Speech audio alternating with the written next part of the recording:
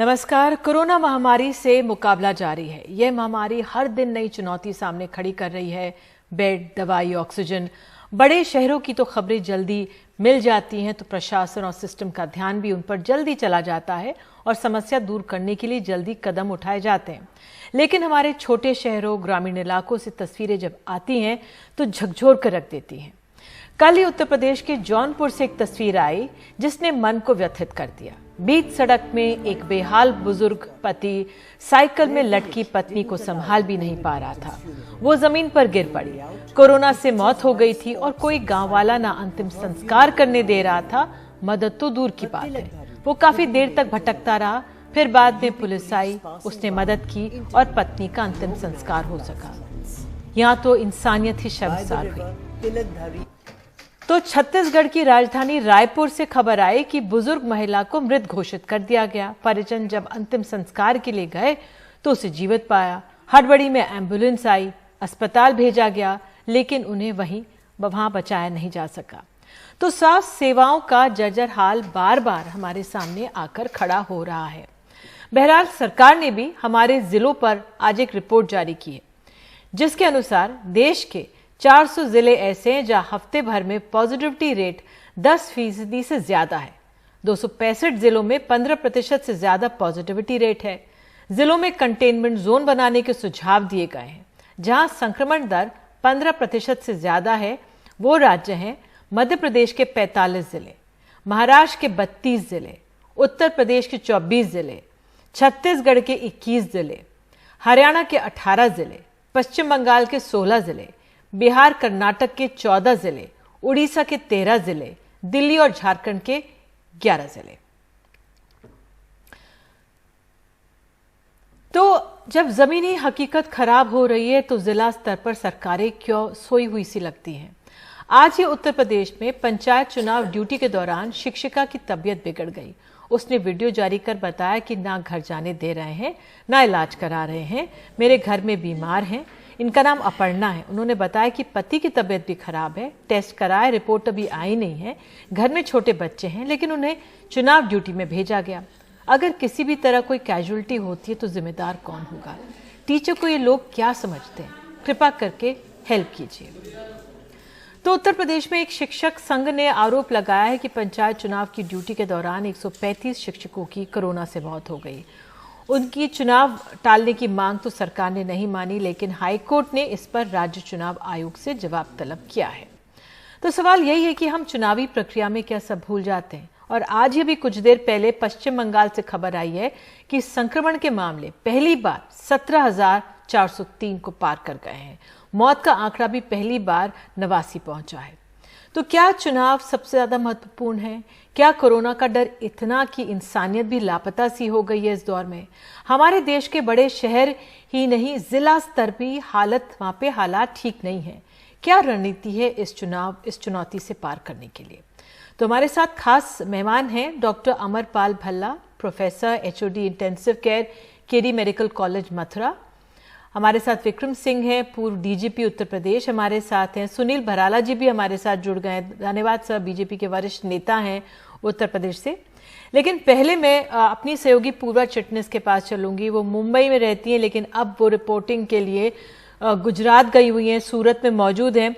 और अभी मैं बुलेटिन से पहले पूर्वा का एक ट्वीट पढ़ रही थी। उसमें पूर्वा ने उसमें एक हताशा अपनी जाहिर की। उसने कहा है कि जो मौत का प्रमाण पत्र है उसमें कोविड मौत नहीं लिखी जा रही है।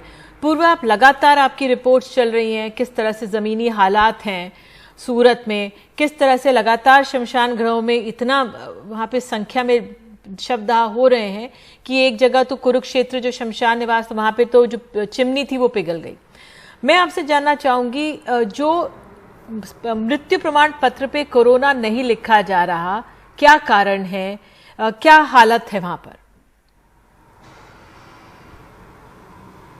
देखिए, अगर हालात की बात करें तो ज़मीनी स्तर पर जो सरकार के आंकड़े आ रहे हैं, जो सरकार का बुलेटिन आता है, वहाँ पे जो मृत्यु का आंकड़ा आता है हर रोज़, तो सूरत का हर रोज़ का मृत्यु का आंकड़ा मैं पिछले 5-6 दिनों से लगातार उसको देख रही हूँ, और मृत्यु का आंकड़ा जो सरकार बता रही है वो 20, 22, 23 ऐसे है। और इसी के लिए हमने मृत्यु जो शमशान घाट है वहाँ पे जाके हमने खुद अपने ओर से थोड़ी रियलिटी चेक करने की कोशिश की।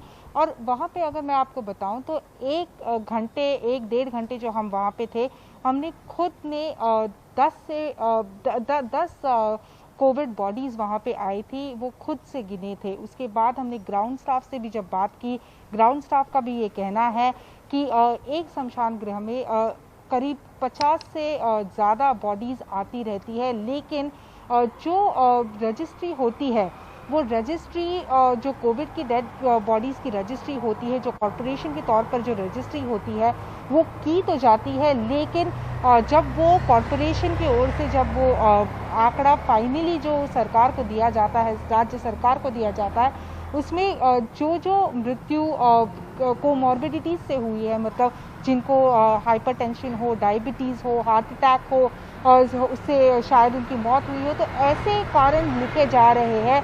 और जो कोविड का जो मृत्यु का कारण है वो हर जगह पे नहीं लिखा जा रहा है। तो कहीं ना कहीं आंकड़े जो है जो सरकार की ओर से बयां किया जा रहे हैं, और जो ज़मीनी स्तर पर जो आंकड़े जो है, जो ज़मीनी स्तर पर जो शव को जो क्रीमेट हो रहे हैं, उसमें काफ़ी ज़्यादा अंतर है। और ये अंतर सिर्फ स्मशान घरों में नहीं है, बल्कि जो अगर हम बरियल ग्राउंड्स में जाए तो वहाँ पे भी काफ़ी मौतें होती है। तो वो सारे आंकड़े मिला के सूरत में कम से कम दिन के 100 से ज़्यादा मृत्यु हो रहे हैं, लेकिन वो आंकड़े जो सरकार का बुलेटिन आता है उसमें लिखे नहीं जाते हैं। बिल्कुल पूर्वा, आपने ये जानकारी दी, इसके लिए बहुत बहुत धन्यवाद। और आप वहाँ पहुँची हुई हैं, अपना भी ध्यान रखें। तो हमारे साथ खास मेहमान हैं सुनील भराला, बीजेपी के वरिष्ठ नेता हमारे साथ हैं। साथ ही डॉक्टर अमरपाल भल्ला भी हैं, और वरिष्ठ चिकित्सक मैं देख सकती हूँ, और विक्रम सिंह जी तो बने हुए हैं। तो डॉक्टर भल्ला, मैं पहले आप ही के पास आऊँगी सर। भराला जी हमारे साथ अभी नहीं है। मैं आपसे जानना चाहूँगी, अभी भी एक्सेप्टेंस कि ये कोरोना महामारी के हम दौर से गुजर रहे हैं, हमारे मरीज इससे मर सकते हैं, क्या इसको हिचकिचाहट क्यों है इसकी एक्सेप्टेंस में? ये आपकी गलत धारणा है। एक्सेप्टेंस बिल्कुल है, और पूरे सरकार ने सब एक्सेप्ट किया है कि कोरोना से लोग मर सकते हैं और मर रहे हैं, और ये एक्सेप्टेंस बिल्कुल है।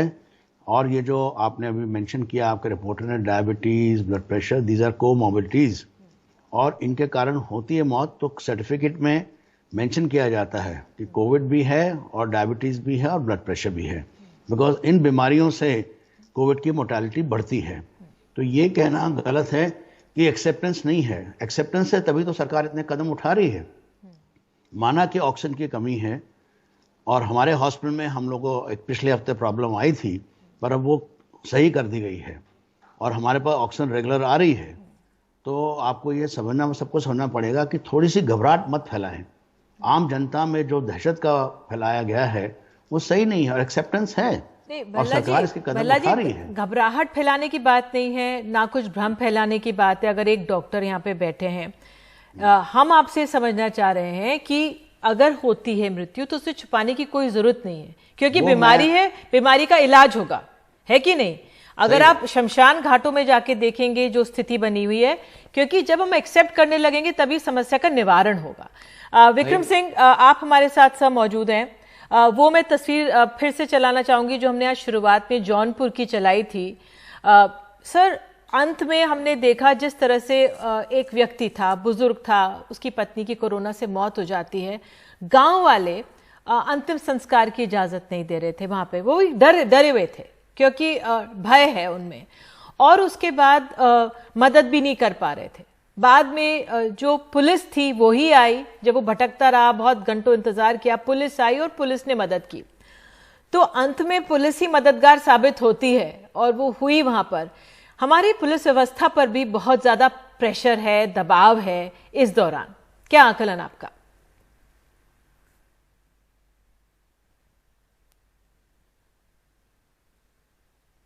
निधि जी, सदैव की भांति आपने मानवीय संवेदना से संबित कोई भी प्रश्न हो उसको आपने पूरी सहृदयता के साथ उठाया, इसके लिए आपको साधुवाद। ये किसी की भी अंतरात्मा को झकझोर देगा। और पुलिस एक सही है कि एक फर्स्ट रिस्पॉन्डर के रूप में आती है, और कहां crime control, law and order, और कहां लाशों के संबंध में उनका अंतिम संस्कार करना। पुलिसकर्मी कभी पीछे नहीं रही है। लेकिन एक चीज होती है निधि जी, पैंडेमिक फैटिग, वो आपको भी हो रहा है, पुलिसकर्मियों को भी हो रहा है, सबको हो रहा है। जिन्होंने इस महामारी का सामना किया है, कालांतर में पैंडेमिक फैटिग सेट इन होता है। पुलिस बल बहुत अच्छा काम कर रही 24/7, लेकिन शरीर के कुछ गुण धर्म होते हैं, उनको विश्राम, नींद और टॉनिक्स और फूड सप्लीमेंट्स की जरूरत पड़ती है। मुझे कहने में कोई संदेह नहीं कि इसमें बहुत ज्यादा सुधार की आवश्यकता है, क्योंकि आवश्यक छुट्टी न मिलना, नींद का पूरा न होना, कार्य का इतना बढ़ जाना कि एक एक कर्मचारी 18-18 घंटे काम कर रहा है, 4 घंटे नींद ले रहा है, तो उसका इम्पैक्ट शरीर, मन, मस्तिष्क पे और कार्य क्षमता पे पड़ता ही पड़ता है। और सभी भी पड़, जो भी कोरोना वॉरियर्स उन पे पड़ ही रहा है। लेकिन मैं उनको सलाम करते हुए कहूंगा कि पुलिस को अपना समझते हुए, अगर इस बुजुर्ग से तो मैं उम्मीद नहीं करता हूं कि इस त्रासदी के बाद वो संपर्क करता, लेकिन ग्राम प्रधान, विलेज चौकीदार और लाइसेंसदारान ऐसे उनके माध्यम से पुलिस तक पहुंचा जा सकता है। लेकिन एक भय है लोगों में। अब जिस तरह से ये तस्वीर है, अगर हम गांव वालों की तरफ से सोचे तो उनमें एक भय है, आप उसे अज्ञानता कह सकते हैं, उपचार के साधनों की कमी कह सकते हैं। अभी जिस तरह से पूर्वा भी हमें बता रही थी, एक तरह से एक्सेप्ट नहीं करना चाहते हम कि ये तरह की स्थिति है, जिससे हमें इसका समस्या का निवारण करना है।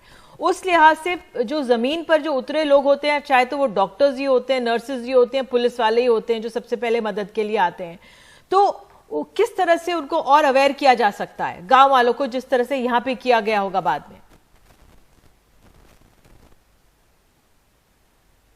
मैं जवाब दूं इसका क्या? निधि जी, ये पुलिस का काम, डॉक्टर्स का काम, स्वयंसेवी संगठन एनजीओस का काम है। काम आसान नहीं है। आपने अक्सर सुना होगा कि कोरोना वॉरियर्स, डॉक्टर्स हो, पुलिसकर्मी हो, उनके ऊपर आक्रमण हुए, जो कि दुर्भाग्यपूर्ण है, क्योंकि अगर कोरोना वॉरियर्स के ही ऊपर हम आक्रमण करेंगे तो हम अपने पैर पे ही कुल्हाड़ी चला रहे हैं। लेकिन ये काम बिल्कुल परफेक्ट डूएबल है। ऐसा नहीं जैसा कि डिस्ट्रिक्ट मजिस्ट्रेट साहब ने अगरतला में किया, वो कोई तरीका नहीं जनता को विश्वास में लेना। जनता को विश्वास में लेने के लिए पहले एक कदम सौहार्दपूर्ण तरीके से विश्वास में लेकर के और शालीनता के साथ, और जहां हम समझते हैं लाठी के बल पे ये काम होने वाले नहीं है, न लाठी का यहां कोई इस्तेमाल है। यहां मित्र के रूप में आगे बढ़ करके, अपना समझ करके, अपने परिवार समझ करके, विनम्रता के साथ हाथ जोड़ करके उनको अगर हम अवेयर करेंगे तो काम बिल्कुल आसान है। और जहां पर लोगों ने किया है, एसपी अमेठी ने किया है, इसी तरह एसएसपी मेरठ ने किया है, कई जगह बड़े इसके अच्छे उदाहरण हैं। लेकिन जो कल अगरतला में डीएम ने किया, वो एक अच्छा तरीका नहीं है कोविड महामारी में। आज तो मैंने और भी दृश्य देखे कि पुलिस वाले खुद अपना इंतजाम, अपने लिए जो पुलिस लाइंस होती हैं वहीं पे इंतजाम कर रहे हैं कि जो बहुत ज्यादा पुलिस वाले जो घंटों ड्यूटी कर रहे हैं तो उनको वहां पे विश्राम कर सकें, या कोरोना से अगर संक्रमित है तो उनका उपचार हो सके। सहारनपुर से खबर आई थी। बराला जी, आप हमारे साथ जुड़ गए, बहुत बहुत धन्यवाद। बराला जी, आज यूपी से खबर आई, आपने देखा, वो शिक्षक अपर्णा थी, चुनाव ड्यूटी पर थी। सरकार ने वो वीडियो भी देखा होगा, क्या आप लोग देख रहे हैं, किस तरह से देख रहे हैं? ये वीडियो क्यों जारी करना पड़ा होगा उस शिक्षिका को? अगर वो विजुअल्स हम चला सके जो हमने कार्यक्रम की शुरुआत में चलाए थे। जी देखिए निधि जी, ऐसा है कि ये आपदा, और आपदा बहुत भयानक रूप है इसका इस समय। इस पर सरकार और जितने भी कोरोना योद्धा लड़ रहे हैं वो सबकी बड़ी हिम्मत की बात है। लेकिन उसके बाद में भी जो बहुत सारे ऐसी जो ट्रेजेडी हो रही है, जो बिल्कुल भयावह स्थिति बन रही है, या फिर मरीज के साथ और उसके परिवार के साथ इस प्रकार की घटना घटती है, तो वो पीड़ादायक तो होती है। और उस पीड़ा को सामने उसके बहुत सारे ऐसे रास्ते भी हैं कि जो कोई किसी के पास रास्ता कोई निकलता नहीं है, कि उसमें डॉक्टर्स भी क्या करें। कई बार इतनी हताशा है कि जो आप देख रहे होंगे चिकित्सालयों में, मैं मेरठ में खुद देख रहा हूँ कि गैस का वितरण करने के लिए कितना कठिन संघर्ष करना पड़ रहा है, क्योंकि 75% लोग अपने घरों में एकांत में रुके हुए हैं जो इस बीमारी से लड़ रहे हैं, कोरोना से लड़ रहे हैं। बहुत सारे लोग अस्पतालों में हैं, जहां ऐसे अस्पताल है जहां कोविड के अस्पताल है, और आप देखिए कि एकदम हर जगह डबल नहीं, मैं कह रहा हूँ ट्रिपल चीजों की आवश्यकता पड़ रही है। दवाई की आवश्यकता पड़ रही है, गैस की आवश्यकता ऑक्सीजन की पड़ रही है। तो ऐसे में जब मांग बढ़ रही है तो चारों तरफा से एक ऐसा खौफ है। मैं तो ये कहना चाहूंगा कि लोग बहुत धैर्य से काम लें इसमें बिल्कुल आप ऐसी ये कह बहुत रहे हैं, सारी। बिल्कुल आप ये सही कह रहे हैं कि धैर्य से काम ले। आज ही गृह मंत्रालय ने एक रिपोर्ट जारी की और गृह मंत्रालय ने बताया कि किस तरह से हमारे 400 जिले ऐसे हैं जहां पे पॉजिटिविटी रेट 15%, 400 के करीब ऐसे जो हमारे जिले हैं वहां पर जो पॉजिटिविटी रेट एक हफ्ते में 10% से हो गई है, बढ़ गई है। 15% ऐसे जहां पे संक्रमण वाले जिले हैं वो 400 के करीब हैं। मैं आपसे पूछना चाह रही हूं, अगर गृह मंत्रालय हमारे दूर दराज के इलाकों का आंकलन कर रहा है तो क्या राज्य सरकारों को इसके बारे में जानकारी है? क्योंकि अभी आप देखिए यूपी में किस तरह से अब चुनाव की ड्यूटी पे उस शिक्षिका को लगाया गया, वो संक्रमित थी, उसके घर में भी लोग संक्रमित थे, बावजूद इसके वो चुनावी ड्यूटी पे लगाई गई। और हमारे सहयोगी कमाल खान की रिपोर्ट है कि 135 टीचर्स इस चुनावी ड्यूटी में उनकी जान गई है। तो क्या आंकलन है सरकार को इस बारे में कि क्या राय है सर सरकार की? देखिए, सरकार को पूरी जानकारी है। सरकार ऐसा नहीं है, सरकार ने पूरा नियम बनाया है, जो कोविड की ड्यूटी पर जाएगा उसकी कोरोना की रिपोर्ट आएगी, उसकी आरटीपीसी रिपोर्ट आएगी, उसके बाद उसको ड्यूटी पे जाने देंगे। ऐसा नहीं है कि कोरोना मरीज को ड्यूटी पे लगा रहे हैं, ऐसा बिल्कुल नहीं है। ये कहीं से अपवाद हो गया, कोई बात हो गई, या तो ऐसी स्थिति बनी है कि वो ड्यूटी पे जाने के बाद में पॉजिटिव हो गई है, ऐसा हो सकता है उसके साथ, या वो अपनी रिपोर्ट नहीं प्रस्तुत कर पाई है, तो एक ऐसी बात भी हो सकती है। हम आपकी रिपोर्ट को ये नहीं कह रहे कि आपके पास कहीं से झूठी रिपोर्ट आई है, लेकिन हो सकता है उसमें कहीं कन्फ्यूजन हुआ हो। लेकिन सरकार इतनी मतलब सचिंता से उसको रख रही है और इतना ध्यान रख रही है हर चीज को। आप देखिए कि जो एजेंट के रूप में भी जो पोलिंग पर जाने वाले हैं सबको निर्देश जारी कर दिए गए हैं कि कोई भी व्यक्ति नहीं जाएगा, चाहे वो एजेंट चाहे खाली रह जाए एक प्रकार को, लेकिन वो उसका एजेंट की रिपोर्ट होकर के उसकी आरटीपीसी रिपोर्ट चाहिएगी, उसके बाद क्लियर करके जब उसको अंदर जाने दिया जाएगा। तो ऐसा सरकार हर चारों तरफा चारों दिशाओं में हर कदम को बहुत फूक कर रही है। तो सर जो ये शिक्षिका को क्यों जारी करना पड़ा होगा? विक्रम जी कुछ कहना चाह रहे हैं। जी विक्रम जी।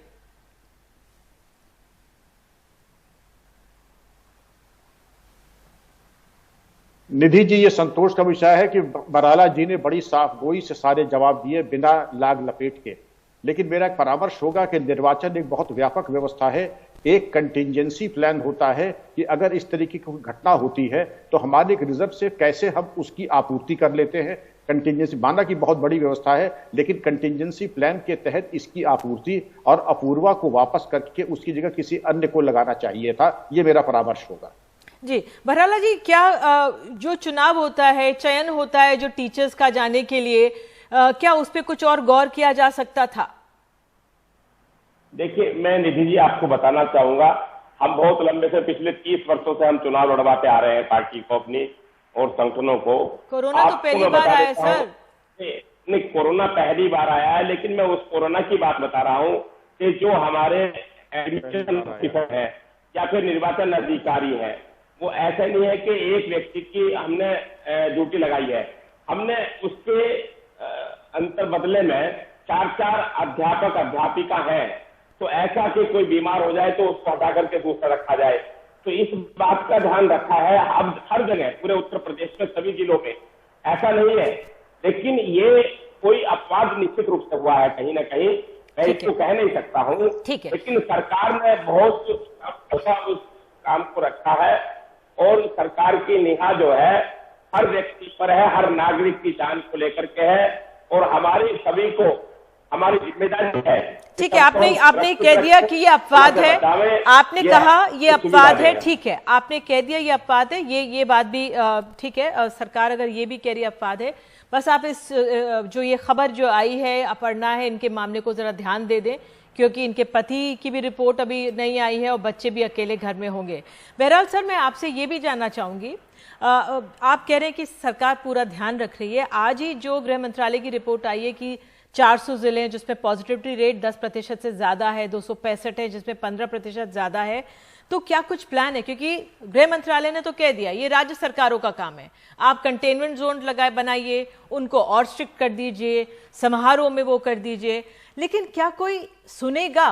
क्योंकि आज ही बिहार से खबर आ रही थी, बिहार के बीजेपी के नेता, शायद उनके बेटे की शादी थी, और शादी में जो भव्य समारोह हो रहा था तमाम नियमों के बावजूद, तो वो सवाल खड़े करता है, क्या हमारे जो नेतागण हैं, जो सत्ता में लोग आसीन हैं, क्या वो इन नियमों को मानेंगे? क्या जो ये मैं दृश्य हम दिखा रहे हैं आपको कि ये बिहार से दृश्य आए, आप देख लीजिए, आपको लगता है कि हर राज्य में समारोह में लोगों में नियम जारी किए गए हैं, मास्क किसी के पास नजर नहीं आ रहा है, और आप देख सकते हैं कि क्या है। तो सत्ता जो है, जो सत्ता में लोग आसीन हैं, क्या उनके लिए आसान है नियम तोड़ना?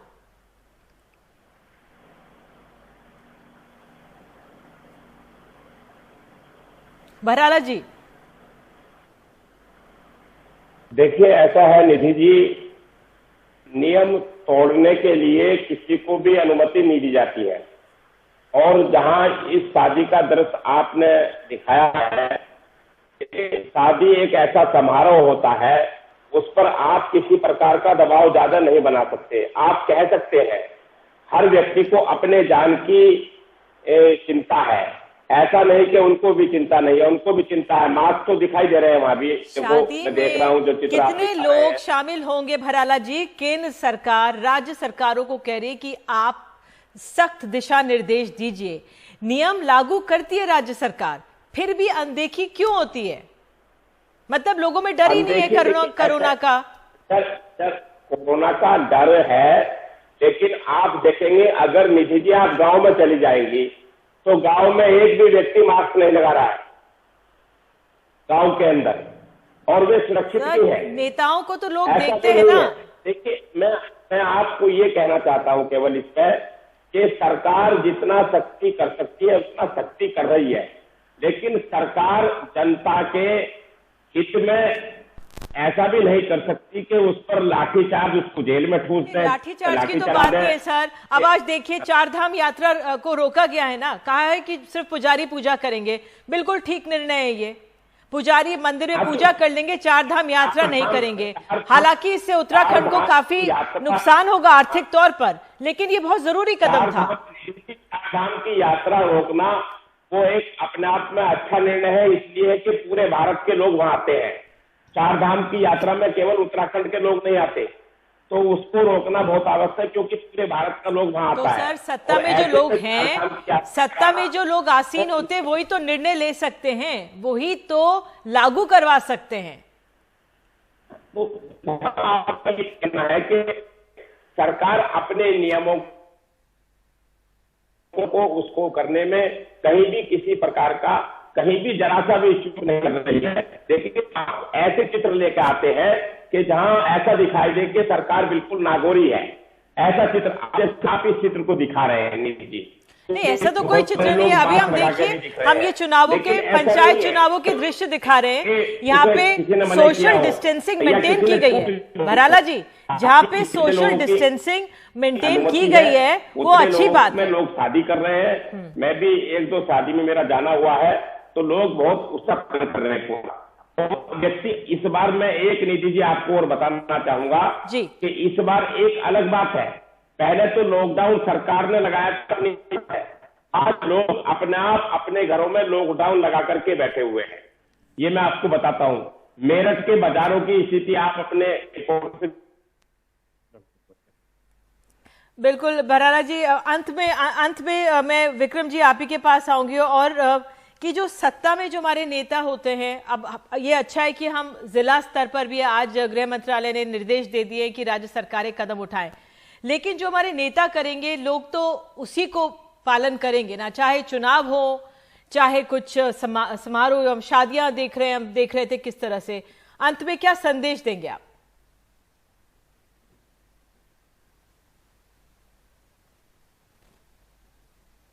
निधि जी, बड़ी माकूल बात आपने फरमाई है। जो नेता करते हैं जनता उसका अनुकरण करती है, उनको और ज्यादा नियमों का पालन करना चाहिए, और रूल बुक में कहीं अपवाद का कोई गुंजाइश नहीं है कि शादी का अपवाद, बीजेपी के अध्यक्ष का अपवाद, किसी तरह का अगर अपवाद का चोर दरवाजा हमने खोला तो हम मुसीबत को दावतनामा पेश कर रहे हैं, यमराज को दावत दे रहे हैं। कान खोल के सब लोग सुने। अपने हित के लिए यह जरूरी है कि जो गाइडलाइंस कोविड अप्रोप्रिएट बिहेवियर की, masking, social distancing, hand washing, ये होना चाहिए। 50 से ऊपर गेस्ट नहीं, कर्फ्यू का पालन होना चाहिए अपवाद के बिना।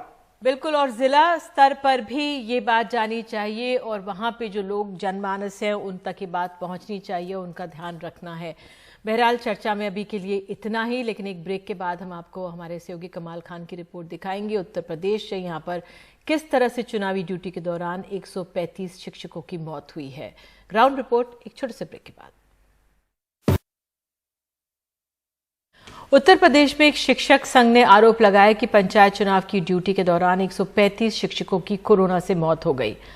उनकी चुनाव टालने की मांग तो सरकार ने नहीं मानी है, लेकिन हाई कोर्ट ने इस पर राज्य चुनाव आयोग से जवाब तलब कर लिया है। कांग्रेस महासचिव प्रियंका गांधी ने भी इस पर ट्वीट कर नाराजगी जताई। शाहजहांपुर की एक पोलिंग पे कोविड के लक्षणों वाली बीमार टीचर अपर्णा जमीन पे पड़ी तड़प रही हैं। जब उन्होंने अपनी वीडियो और ऑडियो वायरल की तब उन्हें ड्यूटी से हटाया गया। मेरी तबीयत ठीक ना होने के कारण मुझे यहाँ पे किसी भी तरह की चिकित्सीय सुविधा नहीं मिल रही है। अगर मुझे कुछ हो जाता, मेरे परिवार में भी मेरे पति की तबीयत ठीक नहीं है। उनका मैंने कल कोरोना टेस्ट कराया है, रिपोर्ट अभी आई नहीं है। बच्चे मेरे घर में अकेले, पति भी अकेले। सीतापुर के टीचर अभिषेक माँ बाप के अकेले बेटे थे। बेटा चला गया, अब उनके पास बस उसकी तस्वीर बची है। उनके घर वालों का कहना है कि पंचायत चुनाव के लिए ट्रेनिंग दे रहे थे। एक रोज आए तो तेज बुखार था, फिर गुजर गए। वो जो है वहाँ प्रशिक्षण देने गया था परसेंडी में, वहाँ से वहीं पे इसको फीवर आया और जो है उस आके घर में एकदम से वो पड़ गया। कोविड का जो है उसने चेकिंग कराया तो 4 दिन बाद रिपोर्ट आई। इतने में मेरा बच्चा बिल्कुल बेकार हो गया। सहारनपुर की टीचर सीमा कुछ यूं दिखती थीं, फिर इस हाल में पहुंच गईं, फिर नहीं रहीं। उनके घर वाले कहते हैं कि उन्हें बुखार के बावजूद 15 तारीख के चुनाव में रिजर्व में रख के ड्यूटी पे बुलाया गया, जहां उनकी हालत और बिगड़ गई। 17 को कोविड टेस्ट हुआ, पॉजिटिव आई, 26 को गुजर गई। मैंने उनसे बहुत बार रिक्वेस्ट करी कि भाई इनकी तबीयत ठीक नहीं है और इनको मेडिकल पहले फैसिलिटी या मेडिकल क्या कहते हैं इनका एग्जामिनेशन कराया जाए, उसके बाद ही इनको क्या कहते हैं ड्यूटी दी जाए। बट उन्होंने मेरी कोई नहीं सुनी। मैं 10-15 बार उनके पास रिक्वेस्ट करता रहा। कई शिक्षक संगठनों ने सीएम से पंचायत चुनाव टालने की मांग की थी, लेकिन उनकी सुनी नहीं गई। एक शिक्षक संघ ने चुनाव ड्यूटी करने वाले 135 शिक्षकों की कोरोना से मौत का आरोप लगाया। उनकी मांग है कि ऐसे शिक्षकों के परिवार को 50 लाख मुआवजा मिले, संक्रमित शिक्षकों का मुफ्त कोरोना का इलाज हो, परिवार के एक सदस्य को नौकरी दी जाए। तो लगभग 135 शिक्षकों की सूची हमने दी है, लेकिन आंकड़े इससे कहीं ज़्यादा हैं। हमारे बहुत सारे शिक्षक साथी इसमें काल कवलित हुए हैं, तो हम चाहते हैं मुख्यमंत्री जी इस पर सहानुभूतिपूर्वक विचार करते हुए कार्रवाई करें। इलाहाबाद हाईकोर्ट ने इस रिपोर्ट पे चुनाव आयोग से जवाब तलब किया है। उधर कांग्रेस महासचिव प्रियंका गांधी ने एक ट्वीट कर लिखा है कि यूपी पंचायत चुनाव की ड्यूटी में लगे लगभग 500 शिक्षकों की मृत्यु की खबर दुखद और डरावनी है। चुनाव ड्यूटी करने वालों की सुरक्षा का प्रबंध लचर था, तो उनको क्यों भेजा गया? उन्हें 50 लाख की मदद और आश्रित को नौकरी मिले। एक ऐसे वक्त में जब कोरोना इतनी जानें ले रहा है, इतने बड़े पैमाने पे पंचायत चुनाव कराना जाहिर है कि लोगों की जिंदगी के साथ खिलवाड़ है, पीठासीन अधिकारियों की जिंदगी के साथ भी और मतदाताओं की जिंदगी के साथ भी। अंकित, अशोक, समीर और अनुराग के साथ लखनऊ से कमाल खान, NDTV इंडिया।